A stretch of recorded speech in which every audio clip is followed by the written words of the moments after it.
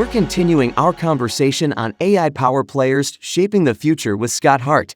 I want to kind of talk about team power. So this is basically everybody that is involved with powering the existing grid as well as making these data centers work.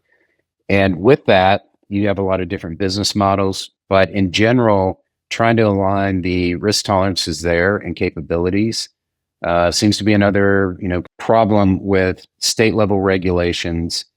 The financial risk tolerances of a rate regulated utility versus a gentailer like us, and the kind of decisions we would make versus them. But it looks like everybody in the power segment wants a guarantee. They want to be guaranteed that they're going to make their money back. So if you build turbines, they want to get paid up front. What is their incentive to go build new manufacturing? How are they going to be guaranteed that this AI economy thing is going to happen and that load growth is going to be there? So when they manufacture new turbines, that they're just not sitting in a warehouse and they're actually getting deployed. So the kind of team power has a lot of players in there that also add complications to it. So what are you guys seeing, from that side of it, and what our industry is trying to do, or the lack of alignment there?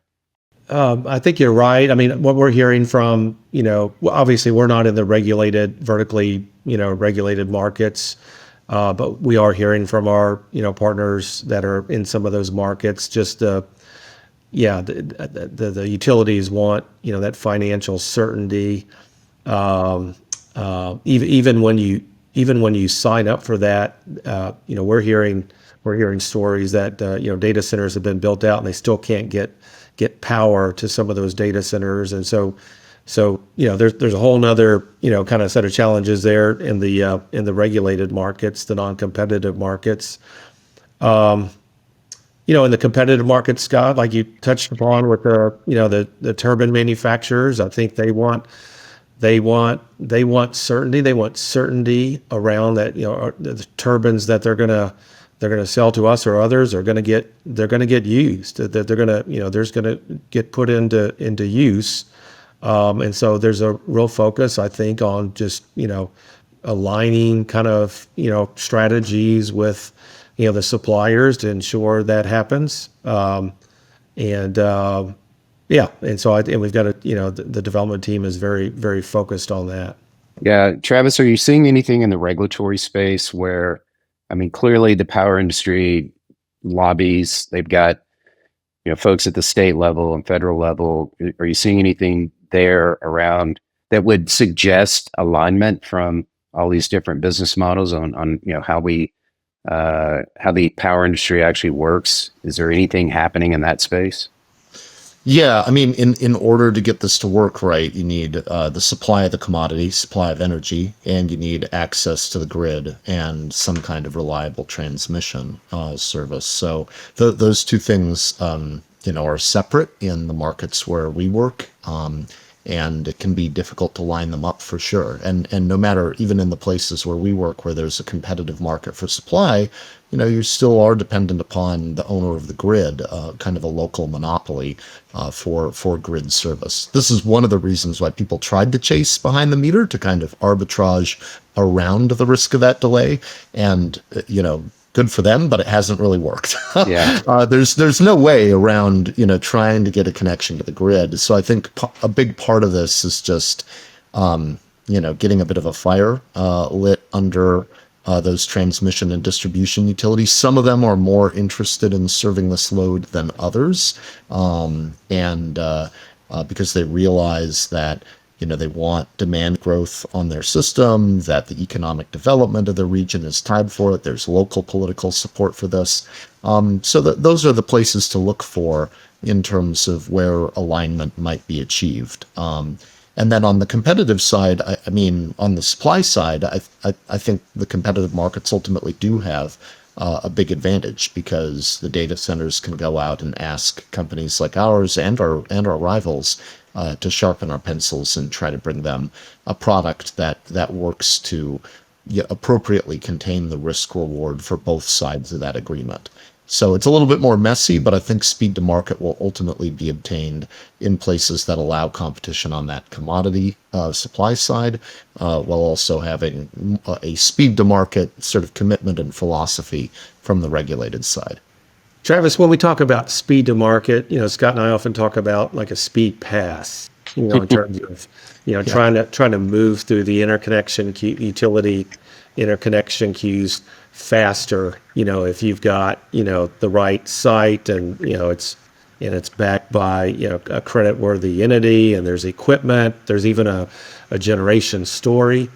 If there's not a direct kind of rule that yes there's going to be a speed pass, I don't know, what would be your view? Would it almost happen kind of organically and naturally though, just because those projects that have the equipment or just the utilities are going to kind of root out which of those projects are ready to go, and they are going to get somewhat of a speed pass in the utility kind of interconnection process because that's a higher quality project than the other 100 that are sitting in front of them.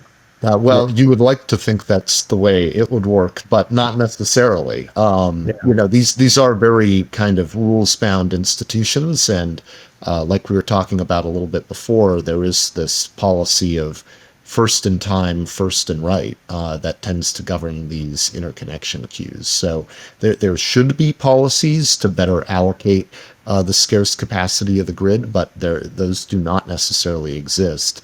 And I mean, we have advocated for policies where if you do bring your own generation in a way that improves the reliability and affordability outcome of the grid, you should get top of the line.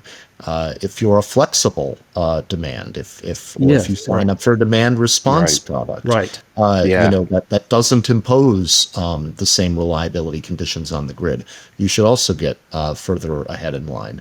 And those are being taken seriously, but we've yet to see any given state or utility say, you know what, Hey, that's where we want to go. yeah, and Robert, a couple things I wanted you to weigh in on. One, when we talk about interconnects, there's both the load side and the generation side. Right. So that puts exponential stress on the existing utility teams and the ISOs who operate the grid to analyze both things and the impact on the grid. So it's not just, loads wanting to get connected, it's generation being built, trying to get, and you have the same types of studies and coordination that has to happen.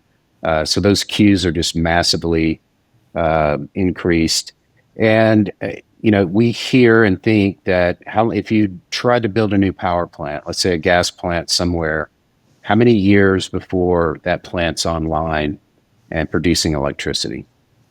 I mean, it's, it could be a 5 to, just a pure greenfield. You're starting from scratch. A 5 to 7 year kind of Yeah. time frame. I mean, fortunately, we've got turbines allocated and we've got sites. So, for us, it's not quite 5 to 7 years, but yes. So the next 3 to 5 years, you're going to see a lot of constraints happening where either loads can't get connected, or if they do get connected, they're going to impact the existing grid customers today.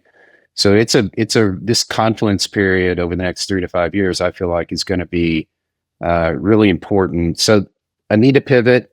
So Team Power has a lot going on, and we'll dig into that in future episodes. But Team Consumer, ultimately, we are very centered on serving our customers, being the largest competitive provider and serving more customers across North America. So our strategy is like, how do we help them achieve cost effectiveness and reliability over this next 3 to 5 years, which might actually extend out 10 years when you're really talking about what potentially could happen. And that's got a massive political, regulatory issue associated with it. Travis, are you seeing on kind of the regulatory side, the regulators taking into account what's going to happen to existing grid customers? Like, is that top of mind? Definitely. Yeah. Okay. And I mean, it's simple economics, right? Where if demand outpaces supply additions, prices are going to rise in these markets.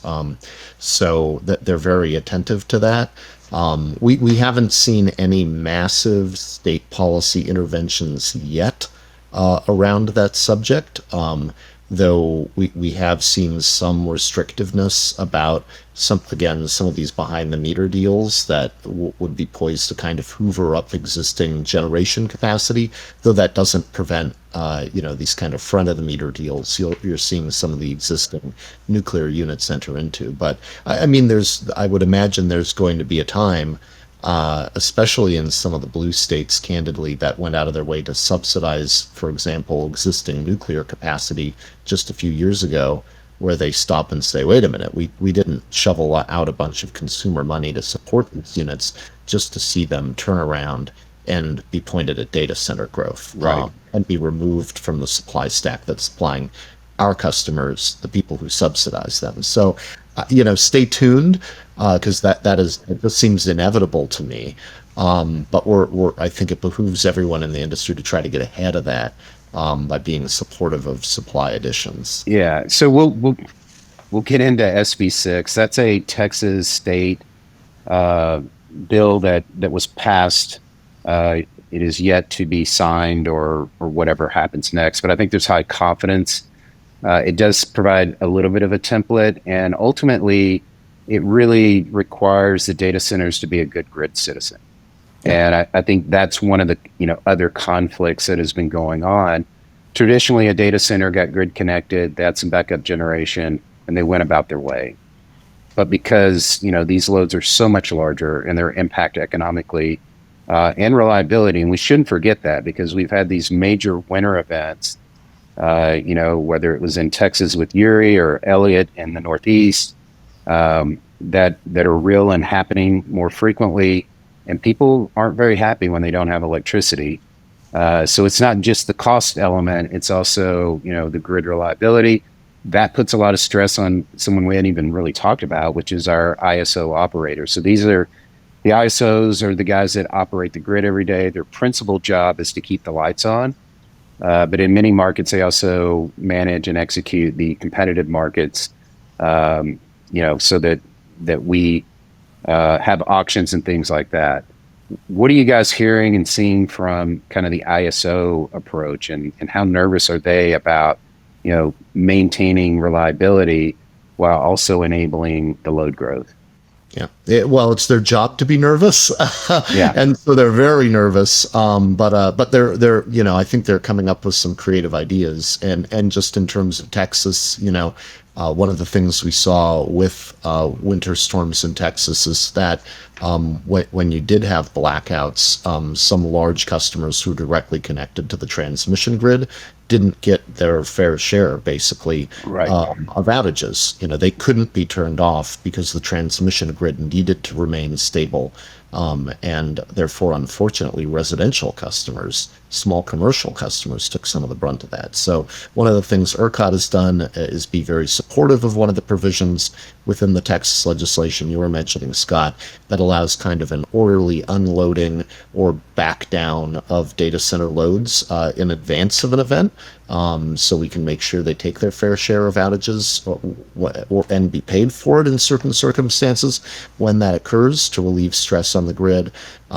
We've also seen RTOs really improve their game at load forecasting. RTOs in a sense are just a big collection of different utilities, and it's utilities that get these inbound requests for data centers to interconnect to the local grid. And many of those data centers, are putting in different requests to different utilities. So it becomes incumbent upon the ISO to kind of polish up those estimates and try to eliminate duplication that's inherent in those inbound requests. So this has been a big debate in ERCOT, whether or not those load forecasts should get, frankly, a realistic haircut versus just a simple roll-up of the utilities. So they perform very important functions, both as kind of a long-range planner and kind of an air traffic control institution. So, Robert, with your interactions with the big tech guys, hyperscalers, how do they think about being a good grid citizen? Is that something they've come around to, or? I think so. I think, to my kind of informal kind of conversations with, some of these, data center entities, and specifically around ERCOT and SB6. I think there's a recognition from their part that they're going to have to be prepared to curtail or to run backup generation.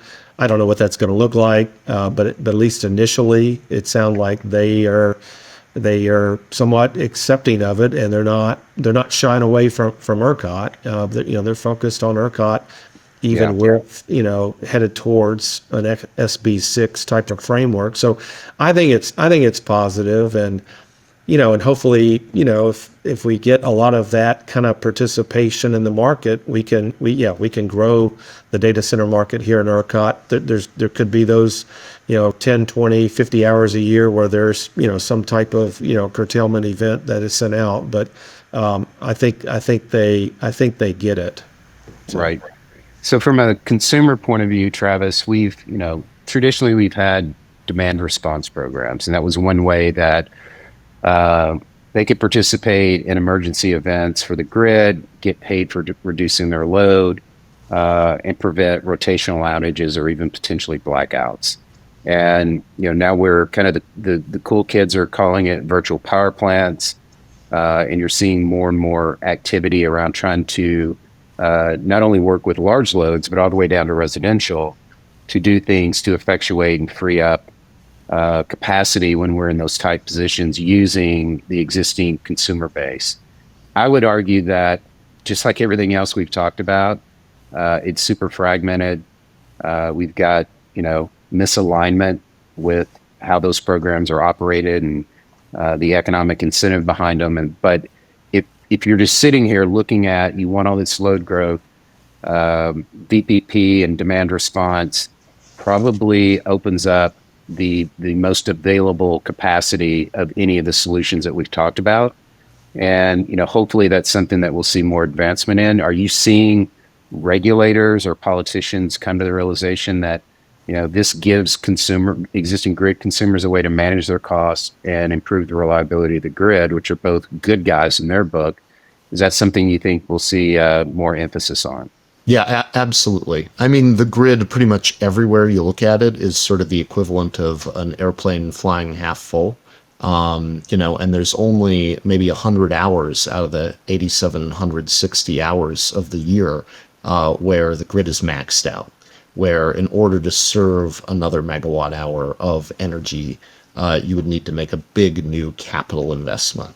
And so if you can get new demand that doesn't need to use during the 10, 20, 50 hours that Robert was just talking about, or if you can get those new sources of demand to pay other people who have demand on the grid to back down a little bit for fair compensation, then you've just solved your reliability and your affordability problem at once, and your speed to grid problem. So, I mean, it's so past time to start treating both the supply side and the demand side as co-equal participants in this market. That's the way it works in a lot of nearly every other industry, and frankly, a lot of other network industries have figured this out as well. I mean, man, the postal service sometimes seems more efficient than the electric power grid in figuring this stuff out. So yeah. a lot of low-hanging fruit, I feel, on the demand side, and part of the difficulty is because you are trafficking in a commodity that moves at the speed of light, so you need a lot of automation on the demand side to make some of this stuff happen, at least for those smaller customers who can't be expected to be standing near their thermostat to adjust it, and finally you have that automation coming, so you're going to be able to see a lot more of this, I think, in the coming decade. Yeah, you mentioned those 100 hours, Travis. Those 100 hours in ERCOT represent about 20% of the annual value. Just because things are so skewed in terms of pricing in ERCOT, not PJM, not other markets. I mean, you can make that, the capacity market and where the BRA's cleared in PJM much higher. Those are just another expression of those handful of hours. I think Constellation in their last earnings call actually had a chart showing, I think it was 50 hours could equate to like 100 gigs of extra capacity. Yeah. I don't know how much that is true or false. I know us managing, DR business and dealing with these customers, there is an amount of fatigue that if you get into a multiple day event, you start eroding some of that capability. And it's either a comfort or a business inconvenience. And so they have to weigh the costs associated with that participation versus what they do every day, to make a living or stay comfortable. I do think there's a lot of opportunity there. It's got to be, in my mind, a part of the solution, especially the next 3 to 5 years as we're trying to figure out, the alignment to get more power plants built, whatever resource that is. This is one that's right in front of us that we'll be digging into more in future episodes and talk about it. But I think to kind of sum it up, basically you've got misalignment from the federal and state levels in the way that we are regulated and allowed to operate and make investments. And you've got misalignment with, the big tech team looking for speed and scale that is unprecedented for, the power industry in general to meet. You've got the power industry trying to figure out everything that, associated with building out this infrastructure from poles and wires and generation, whether it's on-site, off-site, behind the meter, in front of the meter. Again, a lot of complexity there. A lot of people, worried about the risk associated with overbuilds, whether it's, turbine capacity or generation capacity or whatever it is, and transmission distribution lines and earning, returns on that capital deployed. So, trying to shore up some kind of outcome there that everyone can buy into. And then ultimately you're going to have the consumer who's going to get exposed to a lot of this if we don't find the alignment. So I think that's a good start for kind of expressing where we are with the stakeholder journey here and the challenges in front of us. So thank you guys for joining me today. For those of you who are watching, we will be following up and digging into kind of the stakeholder journey, bringing in a lot of experts outside of NRG to talk about some of these things in a very specific way. So thank you for joining us, and look forward to talking next time. Thanks, guys. Like this episode, leave a comment, and thanks for joining.